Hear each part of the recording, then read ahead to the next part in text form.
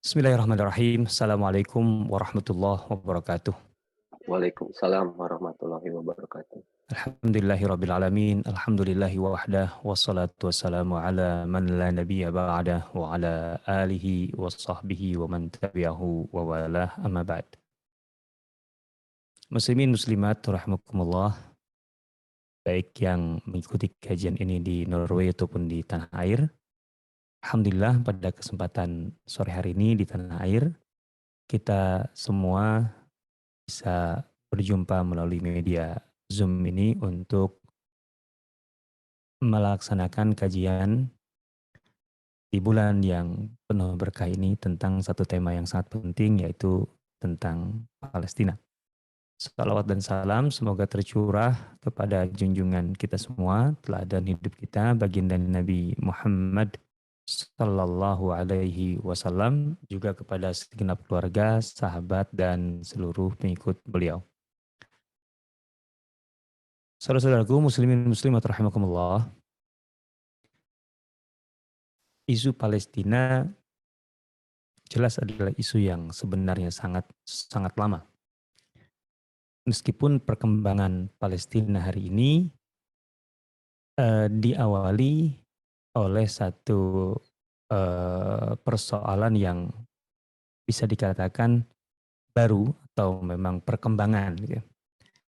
Terutama dari perubahan yang terjadi di dalam internal orang-orang Bani Israel, keturunan Bani Israel. Secara umum, Palestina tidak pernah terputus dari Mekah. Palestina dan Mekah merupakan satu kesatuan yang tidak bisa dipisahkan. Yang hal ini terkait erat dengan misi dakwah para nabi dan rasul. Ketika Allah Subhanahu wa taala menyatakan inna Ibrahim kana ummatan wahidah, bahwa Ibrahim itu adalah satu umat. Karena Ibrahim bisa dikatakan adalah yang pertama kali menanam benih keumatan itu. Hubungan yang terjalin antar berbagai unsur masyarakat dan melibatkan berbagai lokasi ataupun kawasan, di mana intinya adalah kawasan Syam, Palestina dengan Mekah. Nabi Ibrahim tinggal di Palestina, menempatkan keponakannya Nabi Lut alaihissalam di Jordan, dan kemudian menempatkan putranya Ismail di Mekah. Ini adalah cikal bakal atau dua sayap yang menjadi ujung tombak penyelenggaraan dakwah para nabi dan rasul untuk menjadi pedoman bagi seluruh umat manusia di dunia. Salah satu hikmah mengapa banyak sekali atau bahkan dari 25 nabi dan rasul yang kita kenal, istilah ini kita kenal populer sekali, itu bisa dikatakan hampir kebanyakannya berada di kawasan ini. Jazirah Arab dan kemudian Syam. Sedikit melebar ke Mesir, sedikit melebar ke Asia Kecil, atau kemungkinan ke Irak. Nah, ada Bani Israel yang berada di Syam dari waktu ke waktu, dan kemudian ada keturunan Ismail yang berada di Mekah juga dari waktu ke waktu. Dalam perjalanannya, dua sayap ini kemudian tidak lagi searah, tidak lagi sejalan. Masing-masing berjalan sendiri-sendiri. Tentu ini akibat dari tidak komitmennya mereka terhadap khittah dulu yang dibangun oleh Nabi Ibrahim alaihissalam dan para nabi setelahnya. Akan tetapi kemudian pada akhirnya, yaitu oleh Rasulullah SAW, kembali disatukan. Melalui satu peristiwa sejak Rasulullah SAW berada di Mekah, yaitu Isra dan Mi'raj. Subhanalladzi asra bi'abdihi laylam minal masjidil haram ilal Masjidil Aqsa. Ini jelas sekali. Dari Masjidil Haram hingga Masjidil Aqsa. Dua nama ini langsung disebut dalam Al-Quran dalam satu peristiwa, dihubungkan oleh sosok Nabi kita Muhammad Sallallahu Alaihi Wasallam. Ini menandai berakhirnya risalah yang seharusnya diemban oleh Bani Israel dengan Palestina atau Syam sebagai pusatnya. Karena memang keturunan Israel atau Bani Israel itu menjadi sayap yang dari waktu ke waktu selalu fokusnya adalah ke Palestina.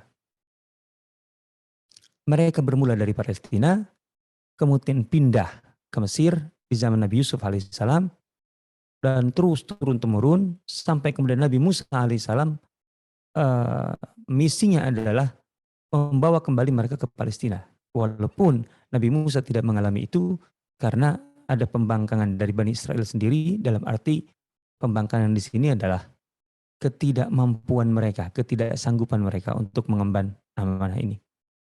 Sehingga kemudian mereka berada di pinggiran, di Tih, di gurun selama kurang lebih 40 tahun, dan baru setelah Nabi Musa alaihissalam wafat, mereka baru masuk ke Palestina. Ini jelas memang ada arahan dari Allah Subhanahu wa taala. Arahan sebagai tanggung jawab, sebagai beban agar Bani Israel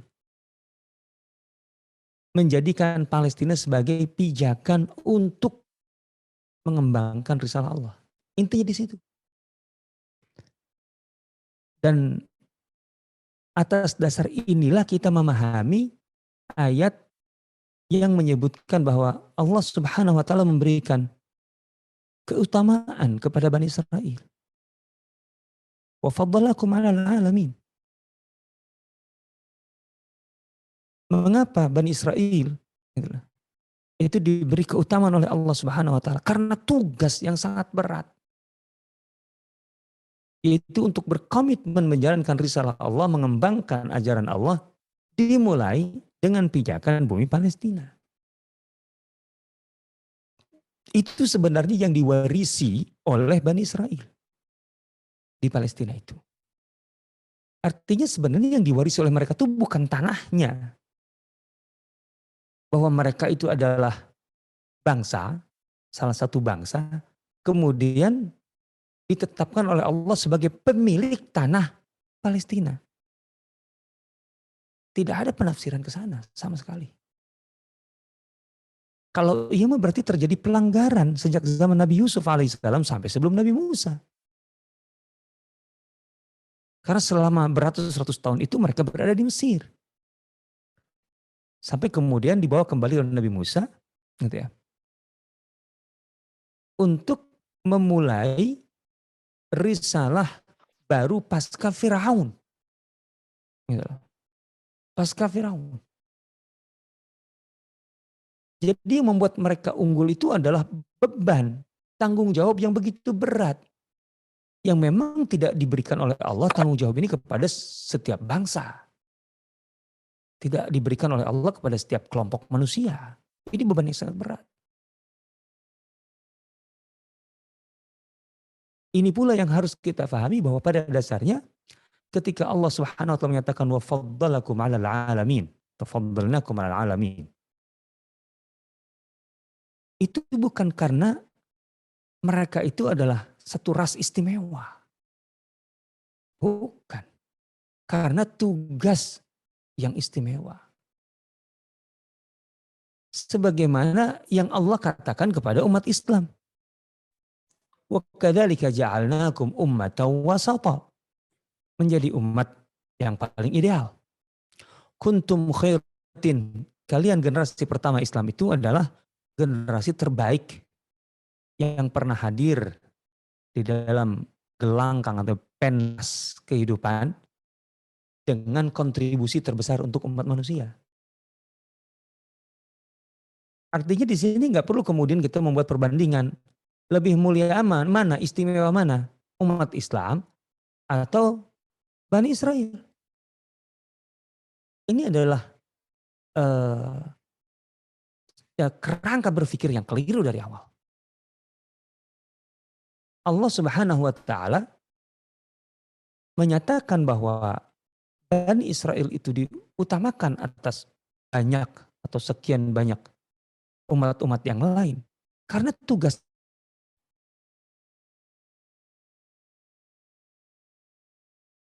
ya Bani Israel dzkuru ni'mati allati an'amtu 'alaikum dan seterusnya.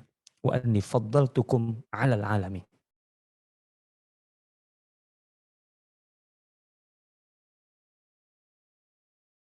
Jadi dalam hal ini kita bisa menempatkan pandangan yang clear menurut saya. Contohnya, Bani Israel itu adalah bangsa yang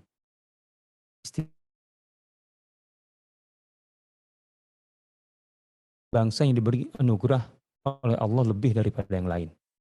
Secara general oke. Tapi kemudian buktinya peraih Nobel kebanyakan dari atau rasnya adalah Bani Israel. Sekarang pertanyaannya Nobel itu mulai kapan? Tahu persisnya? Hadiah Nobel itu mulai kapan dianugerahkan? Pertanyaannya sederhana saja. Sebelum ada hadiah Nobel, siapa yang layak untuk menerima Nobel? Bani Israel juga kah? Oke, kalau masih iya. Sekarang, antara abad 9, 10 Masehi sampai abad 15, berikan nama penemu-penemu dunia yang harusnya Bani Israel. Dari tahun 900-an, 800-an, 900-an sampai tahun 1400-an. Beri nama. Yang kemudian itu layak mendapatkan hadiah Nobel. Artinya sebenarnya kita melihat hanya dari ujungnya hari ini.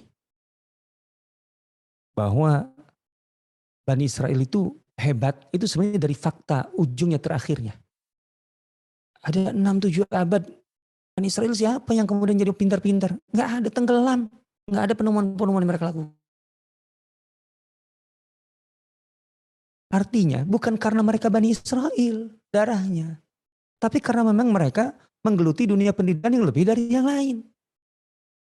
Itu. Itu yang harus kita pahami.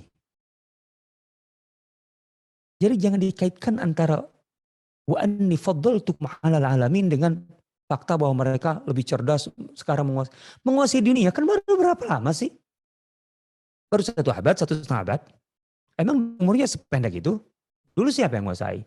Berarti ras mana yang lebih unggul? Kan nanti ujungnya gitu. Kita harus membaca ini dengan objektif. Oke.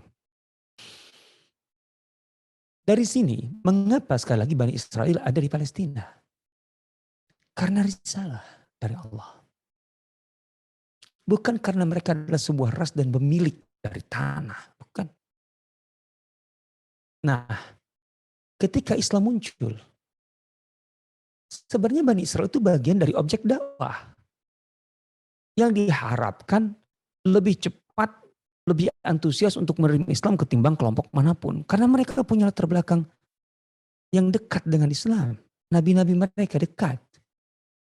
Rasul-rasul mereka, legasinya dekat dengan Islam. Akan tetapi ternyata mereka menjadi musuh yang sangat luar biasa. Nah, ketika Bani Israel menjadi bagian dari, dan Yahudi kemudian agamanya, menjadi objek dari dakwah Islam. Ini artinya Bani Israel pun sebenarnya dalam yang sama atau memiliki peluang sama sebagaimana umat-umat yang lain, bangsa-bangsa yang lain untuk menjadi bagian dari Islam, dari umat Islam.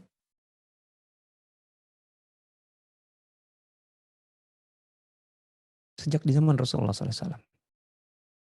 Nama-nama seperti Abdullah bin Salam. Abdullah bin Salam. Seorang Yahudi. Bani Qainuqa. Kemudian masuk Islam. Ketika masuk Islam. identitasnya menjadi muslim, menjadi bagian dari umat Islam. Walaupun darahnya adalah Bani Israel.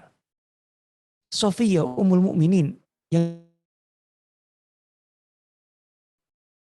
ayahnya adalah musuh, dedongkot musuh Rasulullah SAW, memusuhi Islam dengan luar biasa. Ayahnya kan dibunuh oleh Rasulullah SAW dalam sebuah pembunuhan massal karena bersama Bani Quraidah karena bergabung dengan Ahzab, beraliansi dengan Ahzab untuk Madinah dan menghanguskan Madinah. Artinya apa permusuhan sang ayah Huyai bin Akhtab, tapi putrinya kemudian Sofia masuk Islam. Dan ketika masuk Islam, Sofia menjadi bagian dari umat Islam, bahkan mendapatkan kehormatan, kemuliaan ketika dipersunting oleh Rasulullah SAW menjadi ibunda bagi semua orang beriman. An-nabiyyu awla bil mu'minina min anfusihim wa azwajuhu. Istri Nabi itu ummahatuhum, ibunda-ibunda. Ini dia. Nah, artinya sebenarnya persoalan itu bukan kita menyandingkan antara Yahudi dan Islam, Bani Israel dan kaum muslimin. Itu nggak benar. Bani Israel itu sebagai ras, itu bagian dari objek dakwah. Peluangnya tadi sebenarnya lebih mana sih, umat Islam atau Bani Israel? Itu perbandingan yang dari awal keliru. Nah, saya harus menjelaskan ini lebih dulu. Atau isu Palestina dan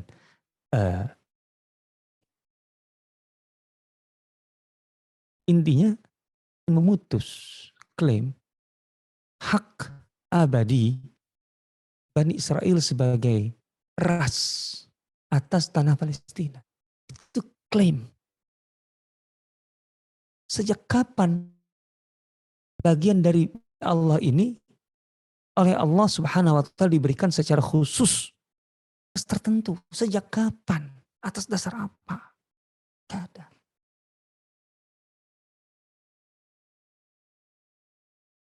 Hatta kalau kita pahami yang didakwahi Nabi Musa alaihissalam, kemudian menerima dakwah Musa alaihissalam, kemudian dibawa menyeberang dari Mesir untuk masuk ke Palestina, itu bukan hanya Bani Israel.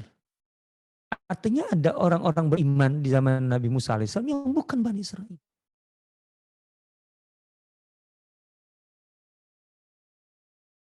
Dan dari dahulu pun di Palestina ada penduduk-penduduk tua, penduduk lama, itulah. Yang awalnya memang berimigrasi bersama kelompok-kelompok Bani Israel, tapi bukan Bani Israel. Jadi intinya tidak ada kaflingan tanah yang diberikan oleh Allah Subhanahu wa Ta'ala kepada tertentu, enggak ada. Yang ada adalah tugas dari Allah dan risalah Allah yang diberikan atau dibebankan kepada Bani Israel sebagai pelopornya dengan menjadikan Palestina sebagai pijakannya. Pijakan. Itu hanya titik tolaknya. Itu.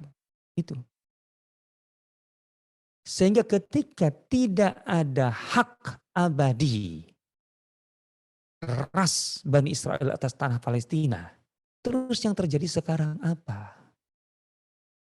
Yang terjadi sekarang itu adalah perampasan. Ini adalah kejahatan, kezaliman. Kelompok Bani Israel yang disebut atau terikat dalam satu ideologi Zionisme. Tidak semua Bani Israel menganut Zionisme sebagaimana yang dikembangkan oleh Theodor Herzl dan kawan-kawan yang ada sekarang. Tidak semua. Mungkin jumlahnya juga cukup besar. Bahwa kemudian secara umum kelompok-kelompok Yahudi dimanapun bersimpati terhadap gerakan Zionisme, itu lebih karena masalah emosi. Tapi secara ideologi, orang Bani Israel yang anti Zionisme pun juga ada. dan ada kelompoknya. Nah, artinya ketika ada kelompok Bani Israel yang berseberangan bahkan anti-Zionism, berarti dari awal mereka tidak sepaham dengan Zionis hari ini, gitu loh. Saya katakan hari ini tentang klaim-klaim mereka dan sebagainya di Palestina hari ini. Dari mana Zionisme lahir? Zionisme itu lahir dari perpaduan kepentingan kelompok tertentu dalam atau di antara penganut Yahudi, Bani Israel, kelompok tertentu, saya tegaskan, yang berkolaborasi atau artinya punya berkepentingan sama dengan kolonialisme Eropa. Dasarnya itu. Betul bahwa pertumbuhan dan perkembangan Zionisme di dalam internal Bani Israel itu menggunakan pendekatan agama, gitu ya. Tapi itu bukan satu-satunya faktor yang kemudian menguatkan, memunculkan Zionisme sebagai gerakan internasional dan kemudian dengan segala yang dilakukannya sampai hari ini. Itu sulit terwujud. Ada kepentingan yang sangat kuat dari elit Eropa. Artinya kelompok kolonial Eropa pada saat itu. Sangat sulit. Kelompok Zionisme yang itu sebenarnya bagian dari Bani Israel ataupun dari Yahudi sekalipun. Itu kan kalau kita lihat perkembangan pemikirannya, itu kan intinya adalah bagaimana bisa mengumpulkan Bani Israel ataupun Yahudi diaspora di satu tempat. Tidak definitif. Awalnya memang begitu. Negara Yahudi itu intinya yang penting ada satu negara gitu lah, yang bisa menampung Yahudi diaspora untuk dikembangkan di satu tempat. Ini dasarnya apa? Kalau murni agama, tidak ada tawaran. Harus Palestina dari awal. Tapi mereka enggak kok. Mereka enggak dari awal harus Palestina. Apalagi ketika kemudian utusan Zionis ditolak mentah-mentah oleh Sultan Abdul Hamid. Artinya mereka memang ada upaya dengan menjadikan Palestina itu adalah opsional. Ini sejarah yang tidak boleh kita lupakan. Palestina itu opsional awalnya. Bahkan sempat mereka merancang di Uganda, sempat di, saya lupa di Amerika Latin di mana, gitu loh. Tapi yang jelas itu opsional. Kalau betul-betul murni agama, enggak. Kalau ada yang mengatakan semua Yahudi itu Zionis, tapi bukan Zionis dalam arti ini. Gitu loh.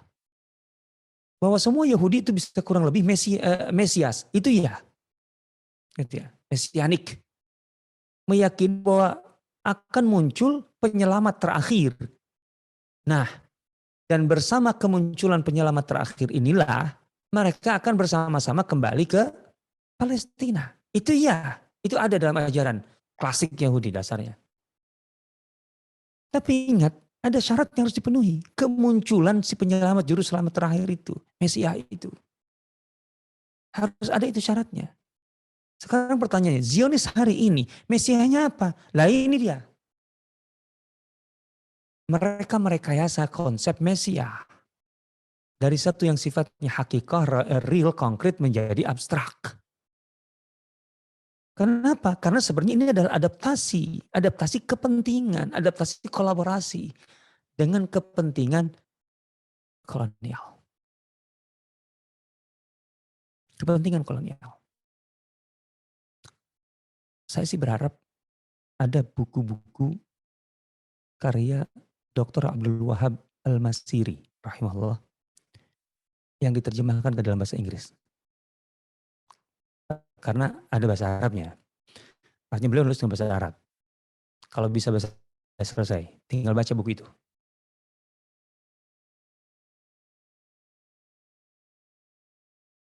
Kalau tidak ada Arabnya, mudah-mudahan, atau kalau tidak bisa bahasa Arab, mudah-mudahan ada Inggrisnya. Dr. Abdul Wahab Al-Masiri adalah bisa dikatakan pakar Zionism dan sejarah Yahudi yang paling concern terhadap isu ini dan memiliki analisa-analisa yang tajam. Beliau sudah meninggal mungkin di kisaran ya 15 tahun terakhir inilah atau 10 tahun terakhir. Saya membaca bukunya, beberapa bukunya, mengikuti juga beberapa videonya. Kurang lebih di awal tahun 2000-an atau bahkan sebelum tahun 2000-an, beliau sudah menjelaskan banyak hal tentang akhir dari yang mereka klaim sebagai negara Israel, Zionism. 20 tahun yang lalu beliau sudah mengatakan mereka sedang menggali kuburannya sendiri. Dengan indikator begini-begini dan ini akan semakin jelas dan sampai hari ini semakin jelas. Termasuk normalisasi yang akan berkembang di tengah masyarakat atau dunia Arab, negara-negara Arab dan Muslim secara umum.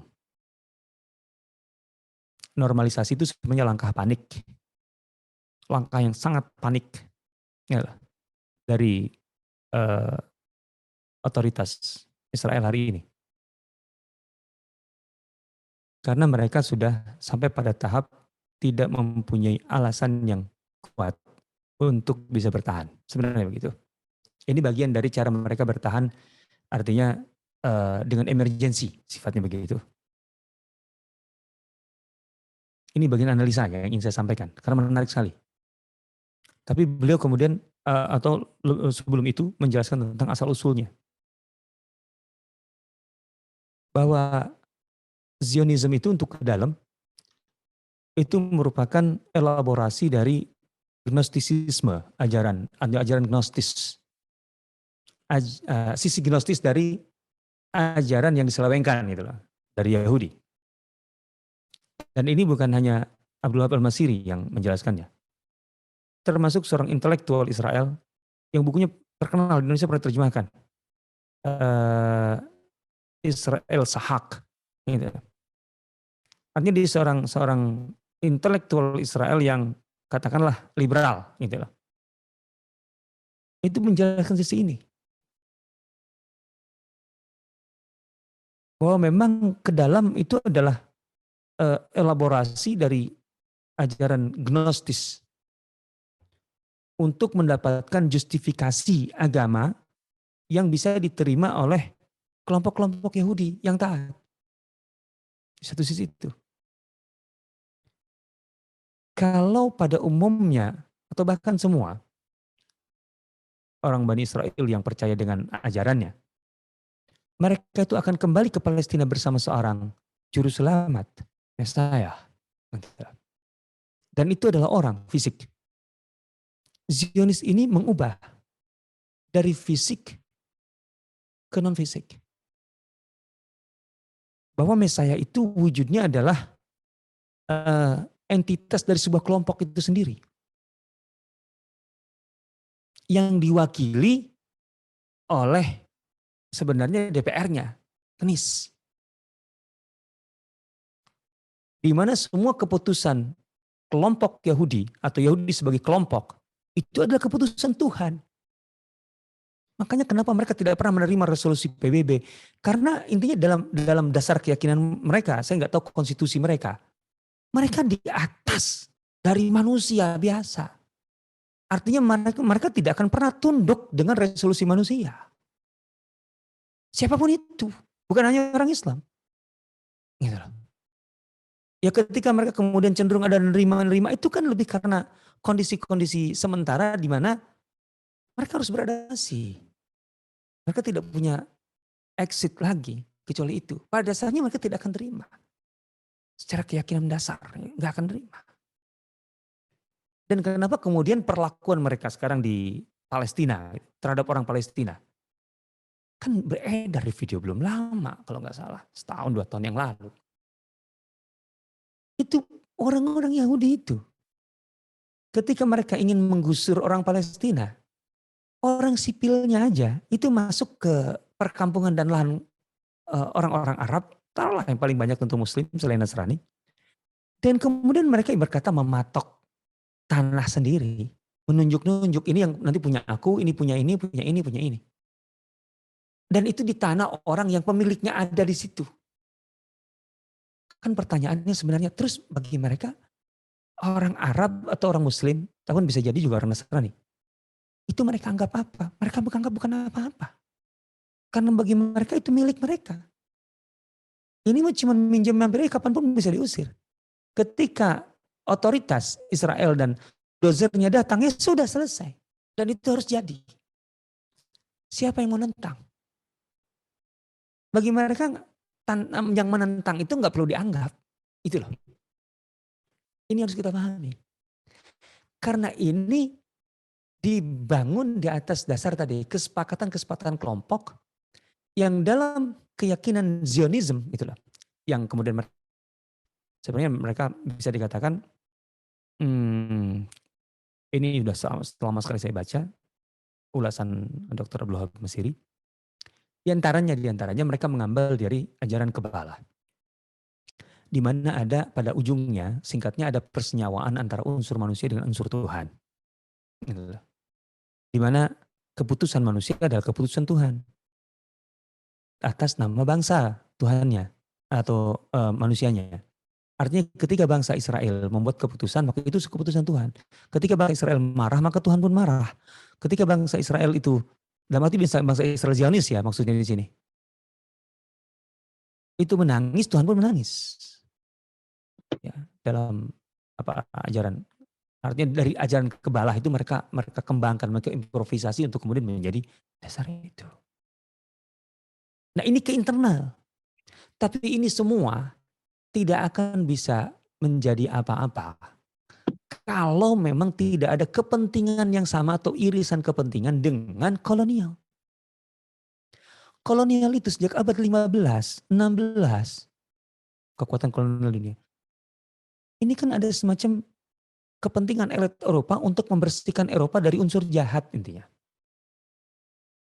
Sehingga kemudian residivis, kriminal, narapidana, itu kemudian dibawa dengan kapal-kapal ekspedisi itu untuk ikut menjelajah dunia ke Amerika, ke Australia. Itu adalah kelompok-kelompok itu. Karena memang mereka ingin menjadikan Eropa menjadi benua bangsawan. Bukan kriminal. Intinya ada kolonialisasi, penempatan ini. Unsur yang dianggap katakanlah mengganggu proyek besar elit Eropa. Disinilah Theodor Herzl dengan kecerdasannya. Berarti termasuk Jews, Yahudi. Karena tentu di elit Eropa Yahudi itu adalah mengganggu. Dan itu terbukti dengan, nah di sini kita perlu memahami ghetto. Gitu loh. Pemukiman-pemukiman eksklusif Yahudi yang tersebar di mana-mana sih intinya. Termasuk di Eropa. Ini kan menimbulkan problem sosial yang tidak sederhana. Konflik, termasuk ekonomi, politik. Jadi harus dibersihkan. Nah makanya dari situlah muncul penempatan Bani Israel atau Yahudi dengan tadi gerak Zionism di luar Eropa. Intinya itu.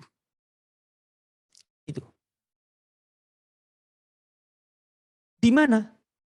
Ya di mana saja. Yang penting di luar Eropa. Makanya opsional. Tapi kenapa kemudian jadinya ke Palestina? Jelas pengennya ke Palestina. Tapi kan mereka realistis awalnya. Apalagi ketika Turki Utsmani begitu kuat. Sultan di tengah kondisi Turki Utsmani yang sebenarnya sudah ngedrop jauh gitu. Itu masih bisa menolak dengan tegas. Mereka realistis. Tapi tentu saja mereka terus mencoba, artinya kolonial mencoba menggarap hal ini, proyek ini. Dengan melumpuhkan Turki Utsmani, otomatis karena itu batu sandungan. Dan tentu saja Sykes-Picot itu harus kita pahami dengan baik. Sykes-Picot itu bukan politik. Artinya bukan sekedar politisi yang berkumpul di situ. Yang kemudian melahirkan kesepakatan Sykes-Picot itu. Itu dari, ya otomatis lah politisi, pemimpin militer, Tapi di luar itu, pemilik modal, kemudian sosiolog, antropolog dan sebagainya itu kumpul, ratusan pakar kumpul untuk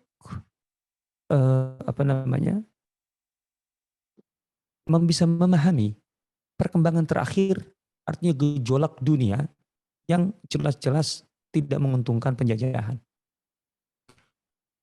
Isu besarnya adalah bagaimana Eropa atau negara-negara penjajahan tetap mendominasi dunia.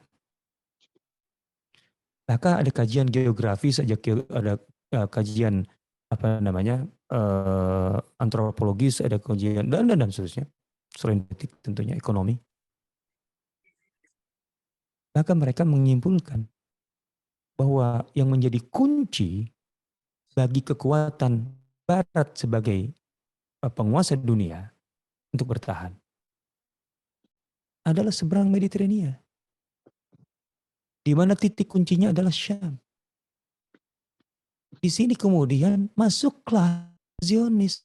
Ya kami di situ. Tempatkan kami di Palestina.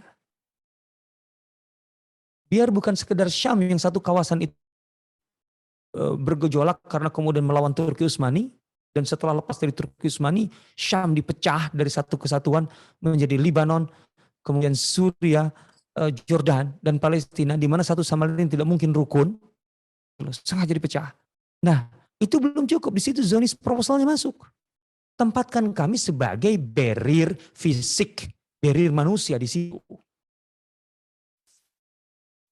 Ini yang harus kita pahami nih. Dari situ asal usul kenapa mereka kemudian jadinya di Palestina.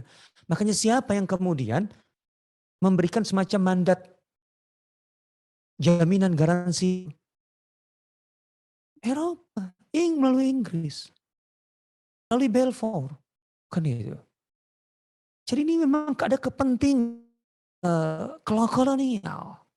Kepentingan bahasa sekarang, kepentingan peradaban Arab, peradaban Barat untuk eksis menjadi peradaban terkuat dunia. Itu dia. Jadi dari sini kita pahami kenapa dukungan elit politik Eropa dan kemudian Amerika tidak pernah berhenti kepada Israel. Karena sebenarnya bukan semata-mata kepentingan Israel, tapi ada kepentingan mereka. Dan itu artinya hari ini relevan. Keberadaan Israel masih relevan untuk dipertahankan agar mereka tetap menjadi penguasa. Jangan terlalu hiperbolik bahwa Eropa dan Amerika sepenuhnya dalam genggaman Israel. Terlalu berlebihan juga kalau begitu. Betul berkelindan kepentingan ini. Tetapi kalau kemudian alasan itu sudah tidak ada, banyak analis menurut saya analis terbaik ya dimiliki kaum muslimin seperti tadi Abdul Wahab Al-Masiri, kemudian Abdullah Nafisi yang sekarang masih hidup. Itu akan ditinggalkan kok Israel. Tapi tentu Israel tidak bagaimana mereka kemudian bisa mempertahankan relevansi itu gitu loh, dengan lobby-lobby mereka, dengan berbagai macam mereka. Dan emergensi mereka adalah normalisasi. Normalisasi itu sebenarnya emergensi. Dengan Emirat dan sebagainya. Karena sebenarnya mereka sudah merasa tidak bisa berdiri sendiri. Harus ada penyangga dari dalam, artinya di luar Amerika, di luar Eropa, tapi juga dari dalam sendiri. Maka ini akan menjadi proyek mereka. Tapi sebenarnya mereka itu sudah dengan kelimpungan. Itu emergensi. Kalau kita mengukur kekuatan di dalam Israel sendiri. Beberapa tahun yang lalu ada wawancara Abdullah Masiri, secara terpisah adalah Abdullah Nafisi dengan host yang sangat kondang terhadap tentang isu luar negeri dunia, terutama Israel dengan Islam, Ahmad Mansur di Al Jazeera. Yang ada saya ikuti perlahan. Hari ini generasi Israel itu sudah generasi, maksudnya penduduk yang ada di Israel itu, generasi hari ini sudah banyak dari generasi sebelumnya. Artinya generasi Israel hari ini tidak lagi ideologis atau tidak lagi seideologis sebelumnya, dan itu yang paling mengkhawatirkan. Makanya kenapa senior-seniornya masih bertengger sangat aktif, karena mereka tahu sebenarnya di dalam sendiri gitu.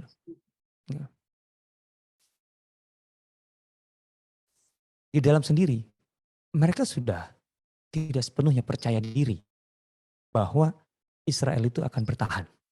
Kesimpulan besarnya itu. Saya kembali ke Abdul Wahab Masih rahimahullah. Dia mengatakan dalam hal ini, dan juga Ahmad Mansur, bahwa dalam hal ini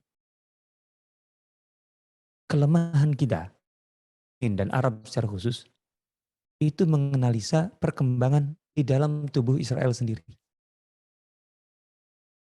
Karena lebih mengandalkan media-media besar gitu ya, membaca menganalisanya. Padahal kata beliau, Abdul Wahab Masiri, sebenarnya di Israel itu ada kelebihan yang luar biasa. Bahwa jurnalismenya, jurnalis-jurnalisnya itu lebih independen dibanding negara manapun. Artinya mereka menulis apa adanya dengan bahasa Ibrani. Dan sedikit yang diterjemahkan ke dalam bahasa Inggris. Jadi harus dianalisa dengan bahasa Ibrani. Dan dari situ akan ketahuan bahwa sebenarnya berdasarkan laporan-laporan jurnalistik, jurnalisme diri. Generasi hari ini itu generasi yang sudah jauh berbeda, militansinya dan seterusnya dari generasi sebelumnya. Dan elit-elit Israel itu sudah paham ini bahaya. Makanya kan Mas Dari masih aktif. Netanyahu itu kan muncul dari tahun 90-an. Hari ini masih aktif banget. Generasi tuanya. Dan dalam 15 tahun terakhir, catatan-catatan, data itu bahwa penduduk Israel yang keluar dari Israel secara gitu ya, dengan penduduk baru yang baru datang, imigran dari luar Israel, itu sudah tidak berimbang. Tidak berimbang. Jadi jumlah penduduk Israel yang hengkang, yang keluar secara permanen dari Israel ke berbagai negara di dunia, dengan imigran yang baru, itu sudah jomplang. Lebih banyak yang hengkang. Padahal yang baru itu, siapapun yang mau tinggal di Israel, kalau nggak salah dikasih modal berapa puluh ribu dolar untuk kemudian mau tinggal di Israel. Dan ini seiring dengan survei yang mereka juga yang mereka lakukan juga gitu. Jadi pernah ada survei masalah ketenangan dan rasa keamanan. Dari 100% responden yang menyatakan bahwa Israel adalah negara yang tidak aman gitu bagi mereka, itu 90%. Dan inilah yang ditafsirkan oleh Abdul Wahab Masiri dan juga Abdul Nafisi. Sebenarnya tidak ada alasan bagi mereka untuk bertahan. Sebenarnya perkembangan ke depannya mereka ambruk sendiri kok. Ya enggak persis ambruk sendiri gitu loh. Enggak juga. Pasti ada faktor-faktor X dari luar itu juga yang mempengaruhi. Tapi di dalam sendiri sudah banyak permasalahan mereka sebenarnya. Bayangkan kata Ahmad Mansur itu begini. Sebuah negara yang punya sistem perlindungan keamanan tercanggih di dunia, anti rudal tercanggih di dunia, tapi 90% rakyatnya merasa tidak aman. Ada apa? Indonesia aja yang nggak punya apa-apa, rakyatnya masa adem ayem. Dulu kalau nggak salah Menhan-nya pernah bilang, Menhan atau siapa dulu tuh, Indonesia kalau perang itu anggarannya cukup berapa hari, 3 hari, 4 hari. Setelah itu udah nggak cukup. Tapi rakyatnya aman-aman aja. Israel itu negara yang punya perkembangan teknologi termasuk yang tercanggih di dunia, sistem pertahanan anti rudal tercanggih di dunia, tapi 90% rakyatnya lebih merasa tidak aman. Ada apa? Nah, kembali kepada ideologi Zionis. Artinya ketika mereka awal masuk, kan yang selalu mereka katakan itu bahwa Palestina adalah ardun bila sya'bin li sya'bin bila ard. Ini sudah pemaknaan yang menurut saya sudah sempurna untuk bisa memahami Zionisme itu. Karena mereka sering mengatakan bahwa Filistin ardun bila syabin li syabin bila ard. Tanah atau negeri tanpa penghuni, tanpa bangsa penghuni, untuk sebuah bangsa yang tidak memiliki tanah. Saya ulang. Ini slogan mereka. Sekaligus menjadi landasan filosofis mereka. Zionis, gerakan mereka. Palestina adalah ardun bila syabin, tanah atau negeri tanpa ya. Li syabin bila ard, untuk sebuah bangsa yang tidak memiliki tanah. Jadi bagi mereka, kan ini bisa memahamkan kita. Jadi saya katakan itu. Mereka asik masuk ke pemukiman orang-orang muslim ataupun Arab, kemudian nunjuk, ini nanti punya aku, ini punya aku, punya aku. Karena memang itu. Bagi mereka Palestina itu, ya, yang itu nggak dianggap. Gitu. Kalau mau diapain terserah. Ya kayak sekarang hari ini, sedang mereka lakukan. Bagi mereka sah-sah aja semua itu. Sah aja.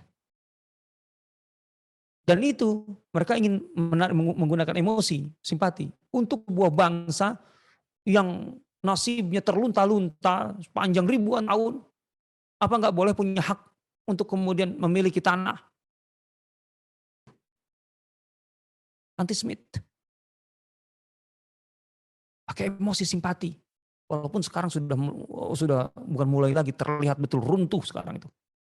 Orang Eropa sendiri betul-betul sudah tidak suka dengan itu. Bukan elit politiknya ya, masyarakatnya. Bahkan berkali-kali itu di YouTube saya lihat. Ada seorang dosen dan dia Yahudi, cuman dia bukan Zionis.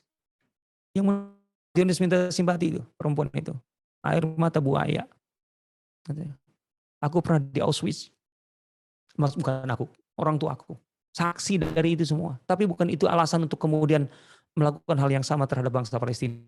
Lah. Artinya sudah jelas rontok ini, anti-Semit ini, simpati ini sudah susah. Artinya mereka tinggal pendekatan elit ini, elit dan normalisasi itu.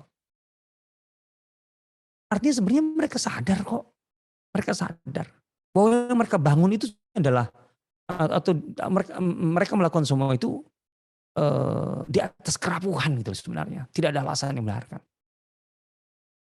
Ya memang masalahnya di kita banyak yang inferior mentalnya. Tidak sanggup untuk mengatakan kepada orang zolim, kamu zolim. Itu nggak sanggup. Gampang kok sekarang. Padahal ini jelas kalau kita bicara Indonesia adalah konstitusi kita. Pembukaan undang-undang kita. Bahwa kemerdekaan adalah hak segala bangsa. Oleh karena itu, segala bentuk itu harus dihapuskan di dunia. Tidak pernah diakui. Sekarang yang ini aja itu yang menjadi landasan istilahnya ideologis. Lahirnya bangsa ini aja. Sekarang sudah dibuyarkan kok. Jangan, apa masalahnya, mereka kan ini kesetaraan manusia. Kenapa mereka berhak untuk mendapatkan kesetaraan? Sementara kemudian yang dijajah mereka, yang dizalimi mereka tidak punya hak kesetaraan. Kenapa kita tidak menganggap ini masalahnya kezaliman, bukan masalah kesetaraan. Gitu. Ini dia, mental kita yang menjadi masalah. Sekali lagi, kita harus memahami sebenarnya tentang ya baik anatomi dari Zionisme itu sendiri. Bahkan kemudian dari perkembangan Zionisme itu. Generasi hari ini sudah berbeda kok dengan Zionis sebelumnya. Berbeda. Saya lupa. Yang mengatakan ini dikutip oleh Ahmad Mansur itu dari seorang petinggi, kalau nggak salah mantan wakil Perdana Menteri. Gitu loh. Kekhawatiran itu diungkapkan oleh mereka. Bukan orang-orang biasa, artinya bukan survei di jalanan, bukan. Ini statement seorang pembesar Zionis. Dan Mereka jujur-jujuran aja kok, gitu loh. Nah, jadi di sini sebenarnya istilah perebutan itu kalau menurut saya ini tidak fair. Seakan-akan dua ini seimbang. Dua ini seimbang. Enggak, dari awal enggak ada keseimbangan. Ini perampokan. Perampokan kelas dunia. Kekuatan yang dilegitimasi oleh kekuatan dunia. Itu loh. Apa yang sedang berjalan di luar? Contohnya, contohnya ini, dan ini bukan yang pertama tentu saja bagi mereka. Ini penolakan timnas Israel untuk bertanding di Indonesia. Apakah kemudian itu menjadi pertimbangan mereka di dalam untuk kemudian melancarkan program-program mereka hari ini? Enggak ada. Negara kayak kita, Indonesia atau negara, kalau ada isu luar negeri yang terkait dengan Indonesia, itu akan menjadi pertimbangan untuk bagaimana kita bertindak di dalam negeri. Karena kita merasa, wah kita sedang terancam. Yahudi enggak, atau pernah ngerasa gitu. Timnasnya ditolak Indonesia, mereka gebukin kaum muslimin di dalam masjid biasa saja. Kan mereka sangat membutuhkan. Enggak kok, kami kan baik dengan semua orang. Enggak peduli amat mereka. Bagi mereka yang ada dalam tanah Palestina itu bukan manusia kok. Ardun bila syab, kata mereka. Palestina itu adalah tanah tak bertuan. Li syabin bila ard. Untuk bangsa yang tidak memiliki tanah karena diaspora. Nah, jadi ini menurut saya masalah-masalah yang sangat mendasar harus kita pahami. Atau harus kita miliki untuk bisa memberikan penilaian yang fair terhadap isu ini. Jadi ini bukan sekedar isu perebutan tanah, bukan. Masalahnya nggak sederhana itu. Kalaupun kemudian kaum muslimin ingin merebut tanah, ataupun penduduk Palestina lah, karena ada Nasrani juga, sama, Nasrani itu diperlukan sama Zion itu sama, nggak ada bedanya. Gitu loh. Itu adalah sebuah reaksi naluri gitu loh.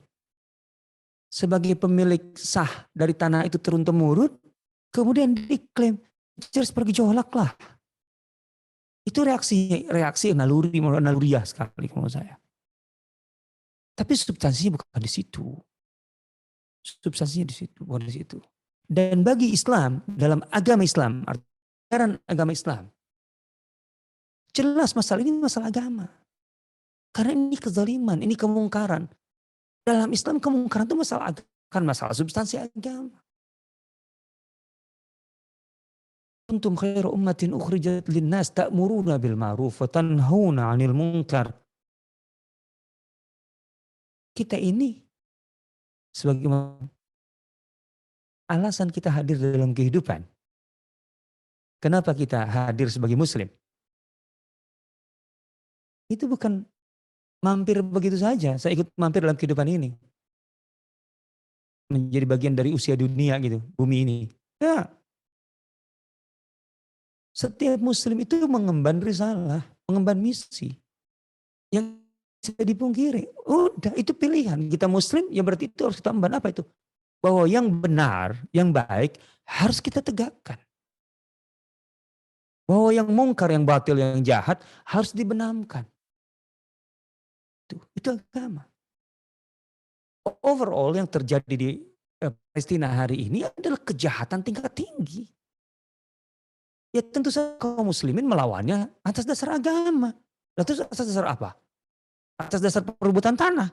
Terlalu rendah. Motivasinya akan kecil. Dan memang bukan itu substansinya. Gitu loh. Dalam Islam mempertahankan tanah. Gitu loh. Itu bagian dari jihad. Jangankan tanah, kedaulatan. Mempertahankan harta yang sebenarnya masih bisa kita cari lagi kalaupun kemudian dirampas orang. Kalau mati karena mempertahankan harta yang mau direbut orang, itu syahid kok. Man qutila duna malihi.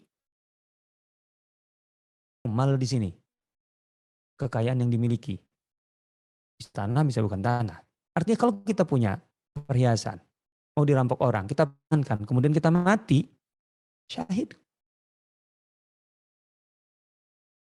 Artinya jelas bahwa bagi kaum muslimin ini masalah agama sebelum masalah yang lain. Tapi itu masalah kemanusiaan. Oke. Kalau kita bicara bahwa ini masalah agama, kemudian otomatis itu mengeluarkan ataupun isu kemanusiaan di luar. Enggak lah. Isu kemanusiaan bagian dari agama. Artinya agama pandangan, punya payung. Gitu. Memayungi tentang isu kemanusiaan. Islam manusia itu apa? Itu jelas definisinya. So, kalau dalam arti kita, karena ini terkait dengan kekuatan dunia, kita juga harus menggalang kekuatan dunia. Bahasa yang kita tonjolkan bersama orang-orang di luar supaya mudah difahami. Ini adalah isu kemanusiaan, ya silahkan saja. Itu tauriah namanya. Gitu ya. Tapi kita bagi kaum muslimin, masalah kemanusiaan sekalipun tidak pernah lepas dari masalah keagamaan. Menurut sekuler. Kita bukan orang sekuler. Kalau sekuler iya. Apa hubungannya manusia dengan agama? Kalau menyoal itu, ya memang sebenarnya dia sudah terkontaminasi sekuler. Enggak. Artinya mempertahankan tanah itu dalam Islam itu bagian dari jihad. Jangankan tanah tadi. Kekayaan biasa saja yang bisa dicari lagi kalau tanah kan nggak bisa dicari. Emang itu kedaulatan. Itu muqaddasat. Bagian dari kemuliaan, kesakralan umum itu. Apalagi ada Masjidil Aqsa dan seterusnya. Akan Zionis itu benar-benar segala bentuk kebejatan. Artinya jangankan pakai parameter agama, pakai parameter kemanusiaan saja, mereka sudah betul-betul penjahat. Cuman siapa yang mau menghukum? Memberikan sanksi. Lah pemegang ketok palu, ketubang palu untuk diketok itu, sanksi itu. Itu mereka juga yang berkepentingan dengan keberadaan Zionis di Palestina. Mereka yang menempatkan, mana mungkin. Jangan berharap terhadap resolusi internasional ataupun keadilan dunia dalam arti elitnya, jangan pernah. Tapi sekarang perlawanan sivil begitu kuat. Artinya termasuk orang-orang barat. Dan itulah yang harus kita manfaatkan. Sebagaimana dulu Rasulullah SAW memanfaatkan orang-orang musyrik untuk berkolaborasi dalam satu tujuan yang sangat mulia. Yaitu mensterilkan Mekah dari segala bentuk kejahatan. Itu jelas Islami. Sehingga ketika itu terjadi di jahiliyah dan Rasulullah SAW menceritakan menjadi Nabi dan Rasul, beliau berkata, "Lau du'itu fil Islam lajabt." Kalau aku diundang lagi untuk melakukan hal yang sama bersama orang-orang kafir setelah Islam ini, aku akan hadir. Itu pandangan yang sangat clear, momen yang sangat clear dari Rasulullah SAW. Barangkali demikian yang bisa saya sampaikan terkait dengan isu ini. Mudah-mudahan sedikit banyak bisa memberikan keterangan dan penjelasan, dan kita bisa mengambil sikap yang tepat, yang benar dengan isu ini. Wallahu ta'ala, saya serahkan kembali kepada pembawa acara kita. Alhamdulillahirrabbilalamin. Jazakallah khair Ustadz atas pemaparan materinya selama kurang lebih 1 jam. Insya Allah kita masih punya ke depan untuk dimulai sesi tanya jawab. Kebetulan sudah ada satu pertanyaan. Di sini dari Ambulia bertanya, anak saya ikut mendengarkan dan dia bertanya apa itu Zionis dan normalisasi yang baru pertama kali didengar. Ya. Syukran. Zionis itu dikata Zion. Zion adalah nama satu tempat di Palestina. Ya, ada bukit yang dikenal dalam literatur. Saya nggak tahu hari ini apakah namanya masih juga disebut Zion atau bukan. Tapi yang jelas dalam literatur klasik mereka yang menjadi bagian dari pedoman dan agama mereka, bahwa mereka yang lagi tadi, mereka itu selama ribuan tahun mengalami diaspora. Artinya sejak mereka tidak bisa lagi kumpul di tanah Palestina setelah Nabi Sulaiman wafat kemudian ya, maka kemudian mereka berpencar di mana-mana, ya, berpencar. Ya karena intinya politik, sosial ekonomi. Negara mereka dihancurkan, dikuasai asing, mereka kemudian dibawa keluar, sebagian diperbudak, dimulai Kaukasus, Khazar, kemudian kemenangan Rusia otomatis jadinya di situ pusatnya, kemudian di beberapa negara Eropa, bahkan kemudian ada ke Afrika, ada kemana, karena pastilah itu nyambung. Nah, intinya itu. Nah, mereka selalu merindukan untuk kembali. Sebenarnya rindu kembali itu kan sebenarnya simbol dari kebangkitan, kejayaan. Mereka ingin jaya kembali. Dan itu ditandai dengan kembalinya ke tanah Palestina. Nah, di situ selalu Zion, gitu loh. Kembali Zion, kembali ke Zion. Sehingga kemudian gerakan untuk mengembalikan orang-orang Bani Israel itu yang terpencar di pora di berbagai belahan dunia, itu disebut dengan gerakan Zionism. Kenapa ini disebut Zionism? Karena memang bukan sekedar gerakan sosial, kan apa istilahnya ya, kependudukan, bukan. Karena dimulai dari sebuah ideologi, makanya jadi Zionisme. Itu maksud Zionism. Nah, normalisasi itu intinya, ini kan sebenarnya yang lebih kurang jujur gitu, bahwa mereka tuh punya masalah. Artinya mereka tuh hidup tidak normal sebenarnya. Mereka tahu bahwa mereka tuh tidak normal. Tidak normal bukan berarti karena mereka istilahnya dibully, dikerjain, bukan sama orang lain. Enggak, mereka yang ngerjain orang lain.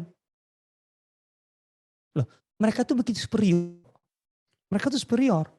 Dan mereka tadinya merasa cukup lah dengan dukungan dari Eropa kemudian Amerika.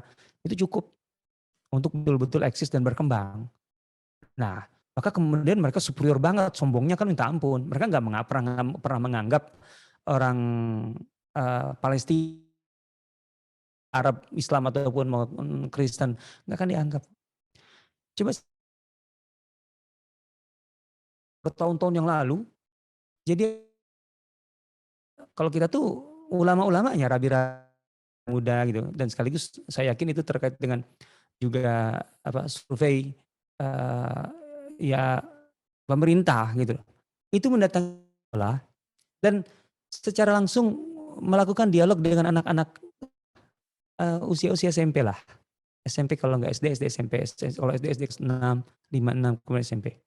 Bertanya tentang ini. Mereka sedang melakukan evaluasi. Sebenarnya ideologi Zionisme itu masih diyakini enggak, atau sejauh mana sebenarnya ideologi itu masih dipegang oleh generasi itu. Di sekolah itu. Di antaranya, siapa di antara kalian yang dalam seminggu ini bertemu dengan orang Arab? Kan gitu. Nah, saya. Apa kesan kamu ketika melihat dia? Aku benci, aku suka. Kan gitu. Dan apa yang seandainya kamu bisa melakukan, apa yang akan kamu lakukan? Yang kayak gini kalau jawabannya aku bunuh, itu jangan heran. Rasisme itu ditanamkan betul. Rasisme dengan tentu mengangkat bahwa ras mereka itu lebih unggul. Kalau kemudian mereka ingin melakukan normalisasi, sebenarnya mereka sudah mendowngrade tuh. Artinya mereka tidak bisa Tuhannya superioritasnya seperti dulu. Kenapa? Tadi saya katakan normalisasi itu memang sebenarnya sudah emergensi. Mereka sudah tidak lagi bisa mengandalkan dukungan Amerika, Eropa untuk tetap eksis. Perlu langkah-langkah lain. Sampai itu kemudian berbau adaptasi dan downgrade, yang tadinya superior kemudian ya udah kita normalisasi lah. Artinya kita memiliki hubungan selayaknya ya yang lain lah. Diplomasi, kedutaan, bla bla bla, hubungan dagang dan lain sebagainya. Kalau hubungan dagang sih sudah diam-diam dari dulu. Gitu ya. Karena terlalu ada oportunis, selalu ada Abdullah bin Ubay bin Salul, selalu ada munafik-munafik di tengah umat Islam, pengkhianat-pengkhianat. Gitu ya. Tapi kan secara terang-terangan politik melalui regulasi, bahkan mungkin melalui konstitusi, itu sedang mereka upayakan. Karena mereka itu, maka mereka mencoba melakukan yang disebut dengan normalisasi. Berarti sebelumnya nggak normal. Yang nggak normal itu mereka yang abnormal sebenarnya. Itu yang harus kita pahami. Allah Ta'ala. Ya termasuk saya Nas Daily itu adalah corong normalisasi. Gitu. Allah Ta'ala. Jazakallah khair, Ustadz. Sambil menunggu pertanyaan dari yang lain, Oh nggak ada. saya ada Ada pertanyaan dari, Uni Jola dan, Uda Teddy. Assalamualaikum Ustadz, Salam warahmatullah. sebenarnya apa kepentingan western country menaruh Israel atau mempertahankan Israel di Palestina? Apakah ada kepentingan sosial, ekonomi, atau politik? Kan rasisme pernah begitu kuat di Eropa. Mungkin sampai hari ini juga yang tinggal di Norway mungkin lebih lebih tahu dan merasakan daripada saya. Tapi kan sejarahnya jelas, ya. Superioritas Arya dan lain sebagainya, Jerman gitu kan kita tahu itu.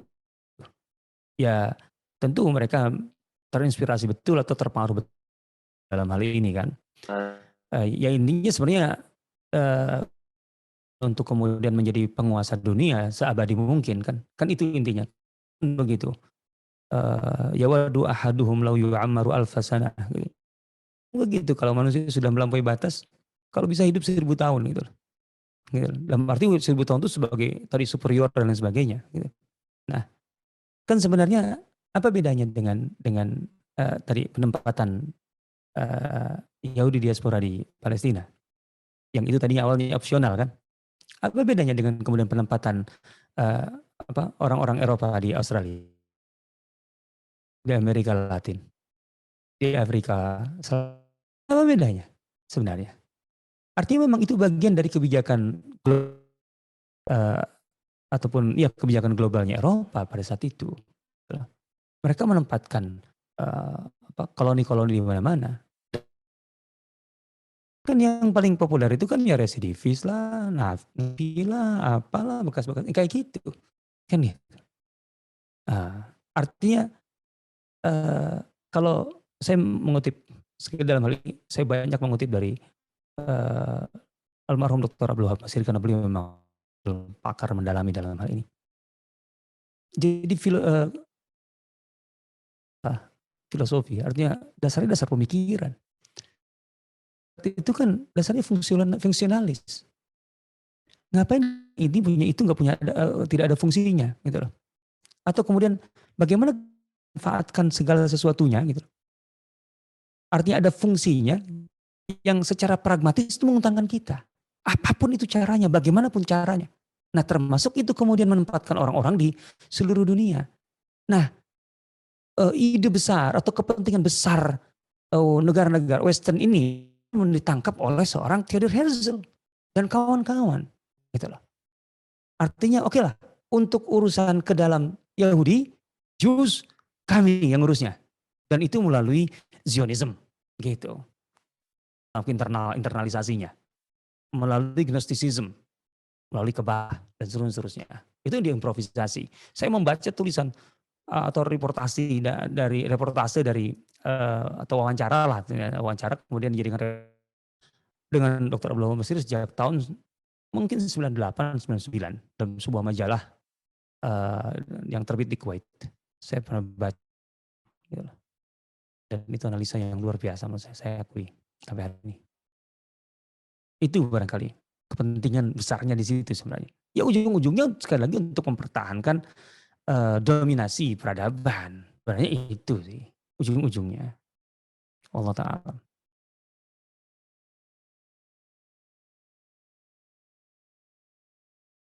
Mute. Jazakallah khairan. Lanjut ke pertanyaan berikutnya. Uh, jadi bagaimana peran kita terhadap kolonialisme Israel ini, Ustadz? Kok nggak ada yang jadi penggerak untuk menghentikan perbuatan mereka? Diplomasi, politik, atau bilateral, kok nggak ada juga yang jadi penggerak secara fisik? Maksudnya yang nggak ada di sini kekuatan artinya institusi negara. Kalau itu ya kecuali ya dari sikap-sikap yang terbuka lah ya, yang terbuka. Iya. Artinya di luar saya nggak tahu. Ya Erdogan sangat concern dalam hal ini. Antara pemimpin Islam ya, minus plus. Tapi kalau di luar institusi negara, jangan salah. Di Indonesia aja organisasi-organisasi yang secara spesifik memang programnya itu adalah membantu Palestina, umat Islam banyak. Di Indonesia bisa saya sebut namanya. Ada Adara, ada Spirit of Al-Aqsa Shoa, ada Sahabat Al-Aqsa SA, ada itu yang saya ingat lah. Gitu. Nah, yang penting pertanyaannya kontribusi kita apa yang ada di luar ini? Kalau pernah menemukan sebuah buku terkait isu ini, atau secara tidak langsung sih memang, judulnya nggak mencerminkan isu Palestina, tapi sebenarnya isu Palestina. Yang menulisnya adalah seorang ulama Palestina yang berada di luar. Kok saya lupa penulisnya itu. Beliau itu ketua ulama Palestina yang ada di luar tanah Palestina maksudnya. Ya tentu sepenuhnya mendukung Palestina. Judulnya adalah Al-Jihad bil. Saya kebetulan yang diminta untuk menerjemahkan buku itu hanya menjelang 3 minggu kalau nggak salah, atau mungkin maksimal 1 bulan dari kedatangan beliau ke Indonesia. Saya nggak tahu lupa tahun 2000 berapa, awal 2000-an yang jelas. Jadi menerjemahkan buku memang tidak terlalu tebal sih. Tapi waktu yang saya miliki kurang dari 3 minggu, 2 minggu lah untuk menerjemahkan buku itu. Jihad dengan harta. Atau terjadi kemudian oleh teman redaksinya diubah jadi Dahsyatnya Jihad Harta. Diterbitkan oleh Queen Insani Press. Oh iya, penulisnya Dr. Nawaf Takruri. Dr. Nawaf Takruri, Dahsyatnya Jihad Harta. Saya nggak tahu masih ada nggak buku itu. Buku ini beliau tulis untuk menginspirasi segenap kaum muslim dunia. Apa yang bisa dilakukan dan itu strategis, gitu ya, signifikan, gitu ya, untuk mendukung istilahnya ya ujungnya kemerdekaan Palestina. Setidaknya mempertahankan umat Islam di Palestina dan upaya mereka melakukan ribat, berjuang di garda terdepan. Judulnya sudah mencerminkan itu. Jihad Harta. Beliau sampai, karena ada pertemuan, kemudian beliau datang, sebagai penerjemah untuk diundang, dalam pertemuan yang sangat-sangat terbatas, terkait dengan buku itu. Ada pertanyaan-pertanyaan yang disampaikan kepada beliau. Waktu itu sedang ada geliat yang luar biasa, euforia di Indonesia untuk daftar menjadi mujahidin ke Palestina. Kepada beliau, apakah ini sebenarnya bla bla bla bla bla. Beliau menurut saya clear jawabannya. Untuk urusan di garda depan, tentu ada perkembangan awal 2000-an sampai hari ini. Tapi justru perkembangannya positif, gitu ya. Positif. Insya Allah kami, artinya bangsa Palestina, untuk bertahan dalam arti ketika harus berhadapan-hadapan, kami sanggup. Apa yang kami butuhkan? Ketika kami bertahan di depan, di garda depan, anak-anak kami harus sekolah. Anak-anak kami harus tercukupi gizinya. Istri-istri kami harus tenang. Agar kemudian, ide-ide dan semangat,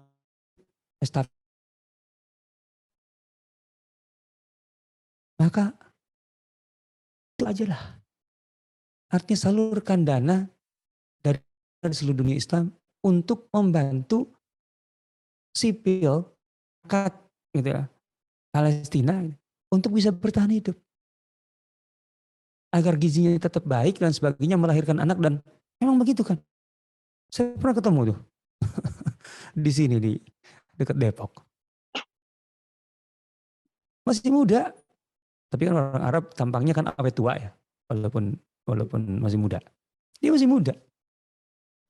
Setelah mengimami tarawih, dia minta doa untuk persalinan anak istri. Alhamdulillah katanya. Entah hari besok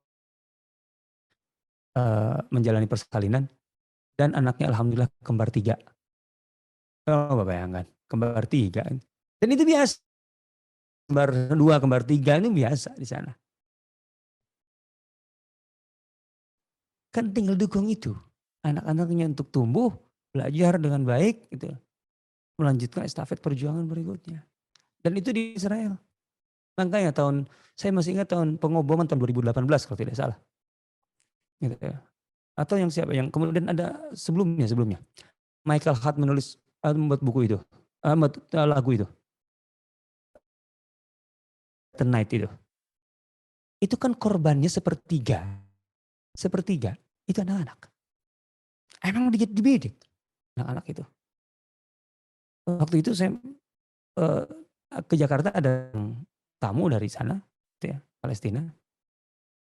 Nah, datang ke Jakarta dan saya sempat ketemu di sebuah forum di sini. Kan sebelum pengoboman itu di Gaza itu ada rencana beberapa bulan lah gitu. Ada rencana wisuda massal hafidz Quran gitu ya. Saya lupa persisnya berapa ratus orang gitu.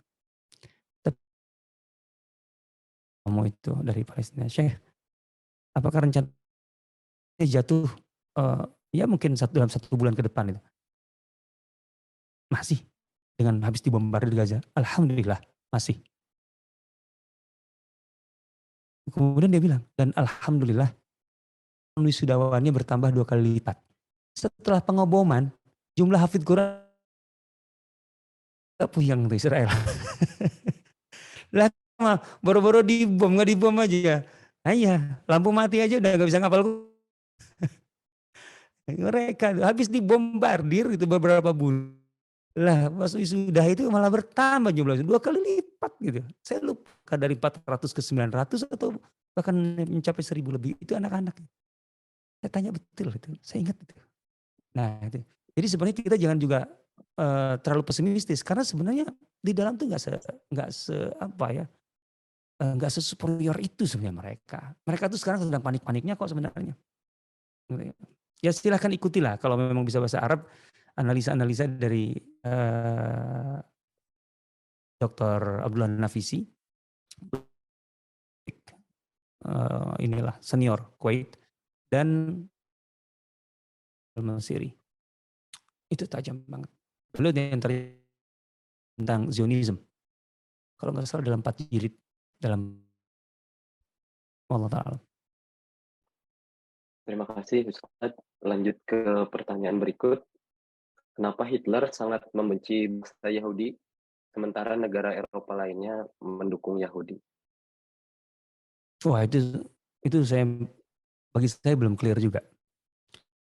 Hitler benci Yahudi, ya memang pada dasarnya kalau kita baca sejarah itu dimanapun juga punya masalah gitu loh. Artinya ghetto itu pemukiman eksklusif Yahudi.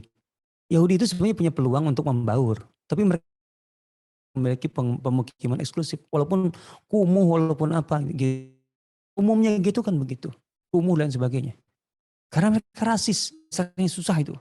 Nah, itu suatu hal.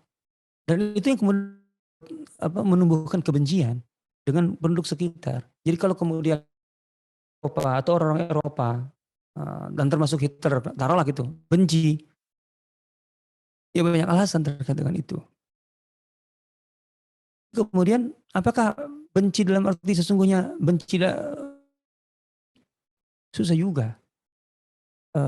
Saya lupa, saya baca di mana bahwa ada bukti gitu, bahwa ada pertemuan rahasia antara tokoh-tokoh Zionis yang otomatis juga Yahudi kan dengan Hitler, dengan proyek itu gitu. Artinya dengan begitu ini analisa inilah kasarnya ya. Dengan begitu Yahudi di berbagai, terutama kalau di apa namanya, Rusia kan hipogrom. Kalau di Eropa apa namanya itu kan Holocaust, ya kan? Itu bagian dari, artinya tidak lepas dari rekayasa atau rencana petinggi Zionis sendiri. Gitu loh. Ini kasarnya. Saya katakan ini perlu banyak data lagi, tapi setidaknya itu yang sejauh ini saya baca itu gitu ya.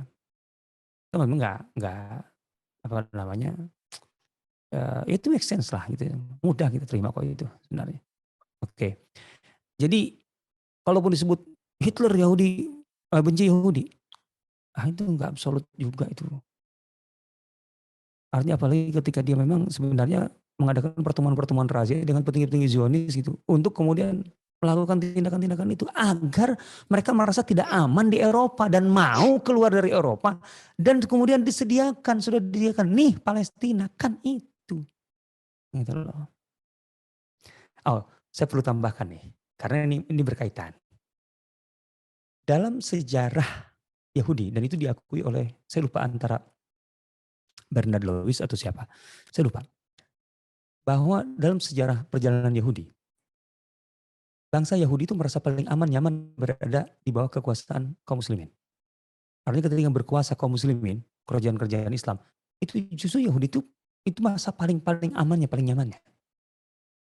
Ya kalau ada riak-riak, tapi dibanding dengan ketika mereka di bawah kekuasaan selain kaum muslimin, ngeri. Itu diakui oleh Yahudi sendiri. Gitu loh. Nah, cerita yang paling bisa dikatakan bahwa itu kan adalah pengusiran kaum muslimin dari Andalus. Jangan salah, bukan hanya kaum muslimin yang diusir dari Andalus, tapi orang Yahudi pun juga banyak yang diusir dari Andalus oleh Katolik. Sekarang pertanyaannya, kemana mereka menuju ketika keluar dari Spanyol, Portugal sebelumnya? Negara Afrika Utara. Yang paling kuat tentu di Maroko. Berkali kunjungan ke Maroko. Mungkin ada 4-5 kali. Dan ke kota Fez, itu kota tua. Sebelum ke Fez ada Meknes. Dan itu pernah juga menjadi ibu kota kerajaan Islam di Maroko. Di Meknes, sampai hari ini masih ada semacam midras. Jadi kalau kita tuh kayak Islamic Center ya itu sekarang. Bayangkan Islamic Center. Kalau kita sekarang itu milik Yahudi di Meknes. Jadi mereka tuh nggak perlu untuk kemudian membuat ghetto kayak di mana-mana untuk kemudian hidup secara eksklusif dan takut bersentuhan. Karena kaum muslimin ya bertetangga-tetangga aja. Dan di kota tua Fez gitu lah, di dekat dengan istana kerajaan lamanya, itu sampai sekarang masih ada. Bangunan-bangunan masih ada. Pemukiman Yahudi itu berada di pemukiman elit. Tidak jauh dari istana. Dan 2 tingkat, 2 lantai. Mudah, kalau kita ke Fez mudah untuk membedakan bekas bangunan Yahudi atau bukan. Yang tua-tua ya, yang sudah berumur 300 tahun, 400 tahun, 500 tahun. Itu ada balkonnya. Bangunan kaum muslimin gak ada balkonnya. Kaum muslimin mana ada, rumah itu aurat. Jangan kemudian malah ibaratnya nampang-nampang di rumah, di luar rumah, sengaja nampang di balkon kelihatan orang. Gitu loh. Jadi kalau ada balkonnya itu di sini. Dan itu ada di kawasan elit. Gitu. Sebagaimana di Cordoba pun, kalau kita ke Cordoba, kan kita keluar dari masjid Cordoba, lurus aja terus ke dalam, gitu ya. Itu kan kita ketemu satu distrik bekas Yahudi di situ. Nah, ini harus kita pahami. Saya berbicara dengan seorang senior lah di Fez, di kota Fez, senior udah tua. Saya tahu bahwa Maroko itu negara yang paling longgar tentang kewarganegaraan Israel, orang Yahudi maaf. Jadi orang Yahudi yang di Maroko mau ke Israel silakan. Kewarganegaraan sebagai warga negara Maroko nggak dicabut, gitu loh. Sebenarnya makanya kalau sekarang normalisasi Maroko sebenarnya nggak aneh, Maroko udah dari dulu, artinya biasa aja, gitu loh. Karena juga orang-orang Yahudi yang di Maroko itu beda karakternya dengan Yahudi yang bukan dari Maroko. Karena mereka nggak merasa mendapatkan perlakuan yang bagaimana selama mereka di Maroko. Maka ketika propagandis Zionisme datang ke Maroko dan bergerak di bawah, mereka kan bergerak di atas gagal. Kan mereka minta izin kepada Raja Maroko untuk kemudian ibarat kata menyuruh orang Yahudi di Maroko untuk pergi. Kata Raja enggak, aku nggak akan nyuruh mereka pergi kok. Artinya nggak akan mengusir. Mereka warga negaraku, ya biarin aja di sini. Gitu loh. Nah, saya dapatkan cerita menarik dari orang Fez.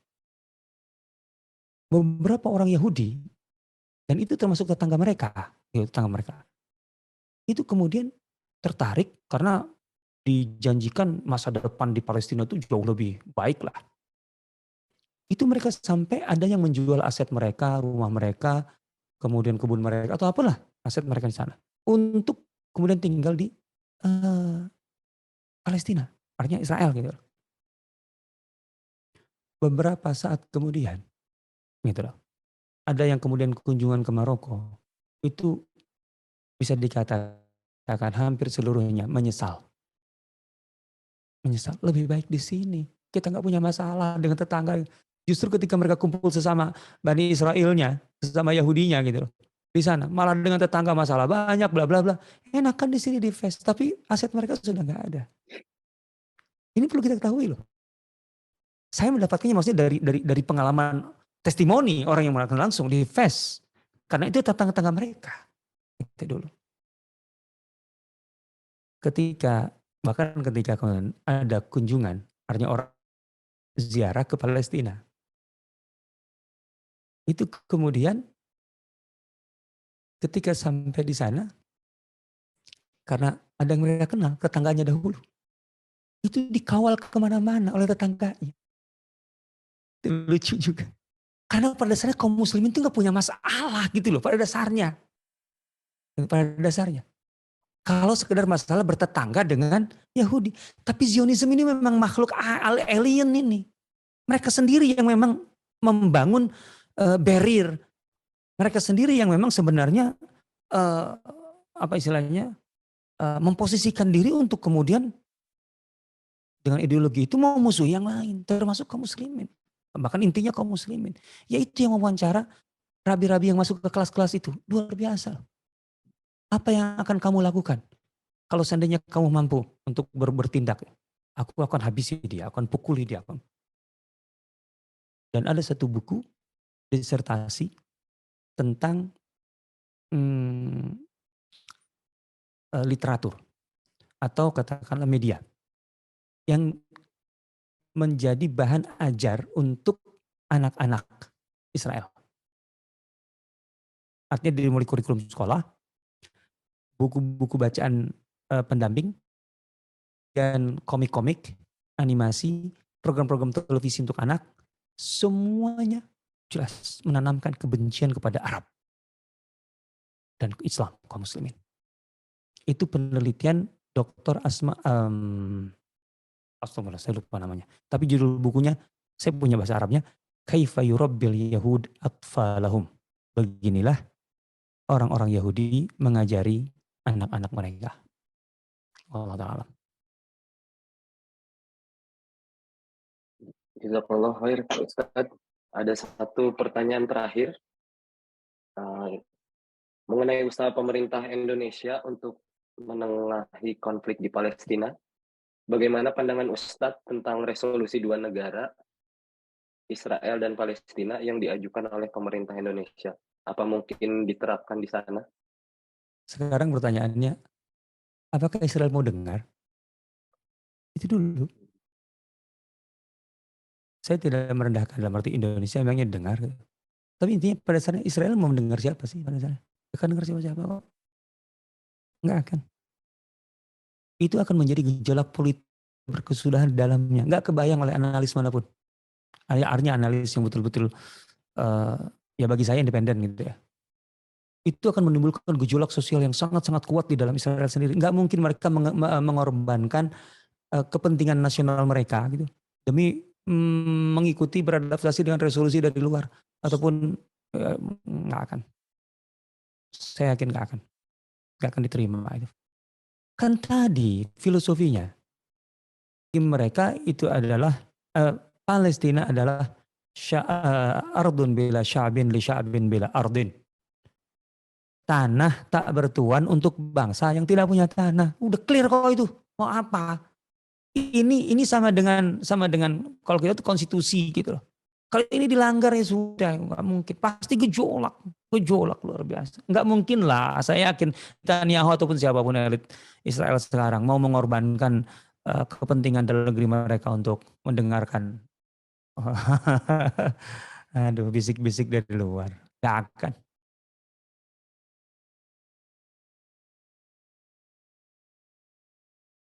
Mute. Jazakallah khair, Ustadz. Ada satu pertanyaan lagi, apa bisa Silakan. Silakan Iya, di Abu sini Nur. memang belum, masih ada waktu sedikit insya Oh, Allah masih untuk ada buka. ya, insya Cukup, Allah. cukup. Insya Allah. Assalamualaikum Ustadz. Waalaikumsalam warahmatullahi. Ini Ustadz mengenai apa ya, pembiayaan kehidupan di Israel yang keamanannya super hebat gitu. Sementara kan kalau secara sumber daya alam kayaknya cuma tanah yang subur aja gitu Ustadz. Nah itu dari mana Ustadz? Terus kalau kita melakukan boikot terhadap produk Israel, apakah itu efektif Ustadz? Itu aja dulu Ustadz. Yang kedua efektif. Baik. Yang kedua efektif. Artinya dari sedikit bacaan saya ya, yang saya tahu itu efektif sekali. Efektif sekali. Tapi kalau tanah yang suburnya banyak loh di Palestina, satu itu. Kemudian Israel memang mengembangkan pertanian yang sangat canggih karena mereka tahu mereka harus swasembada intinya, gitu. Bahkan harus ekspor, gitu loh. Artinya dengan ekspor itu intinya bagaimana negara lain bergantung ke dia kok. Sekarang kolonialisme itu sudah bergeser kok. Gitu loh. Kolonialisasi itu atau penjajahan itu sudah nggak lagi sepenuhnya pakai senjata kok. Sekarang itu bahkan yang sedang analis Timur Tengah, terutama Timur Tengah ya, negara-negara Timur Tengah. Penjajahan itu atau dominasi global itu sekarang melalui pangan dan air. Itu kok. Makanya kita kemudian doyannya impor melulu sebenarnya sudah terperangkap sudah. Itu trap yang luar biasa lah, terjajah sebenarnya value-nya. Gitu. Tapi jangan salah juga gitu. Bahwa Israel tentu dengan kerjasama yang kuat dengan beberapa negara, gitu. Artinya mereka sumbernya bukan hanya dari dalam. Emang kemudian tanah Mesir nggak ada yang dialokasikan kemudian untuk kepentingan ketahanan pangan Israel? Banyak lah, ataupun negara-negara lainnya. Udahlah itu sih rahasia umum. Allah Ta'ala. Jazakallah khair Ustadz atas paparan kajian dan sesi tanya jawabnya. Kita sudah berada di ujung. Bila bersedia mohon dipimpin doa oleh akhiri kajian ini. Silakan. Baik, astagfirullahaladzim, alladzi la ilaha illa huwal hayyul qayyum wa atubu ilaihi. Allahumma shalli ala Muhammad wa ali Muhammad wa sallim radhiyallahu ta'ala an kulli sahabati Rasulillah ajma'in. Alamin. Hamdan yuafi ni'amahu yukafi mazida. Alhamdulillah yanbaghi li jalali wajhika wa 'azimi sultanik. Allahumma inna nas'aluka salamatan fid din wa 'afiyatan fil jasad wa ziyadatan fil 'ilmi wa barakatan fil rizq. قبل الموت ورحمة عند الموت ومغفرة بعد الموت. اللهم هون علينا في سكرات الموت والنجاة من النار والعفو عند الحساب. ربنا هب لنا من أزواجنا وذرياتنا قرة أعين واجعلنا للمتقين إماما. رب اجعلنا مقيم الصلاة من ذريتنا يا ربنا وتقبل دعاء. رب هب لنا من الصالحين. رب هب لنا من الصالحين. رب هب لنا من الصالحين.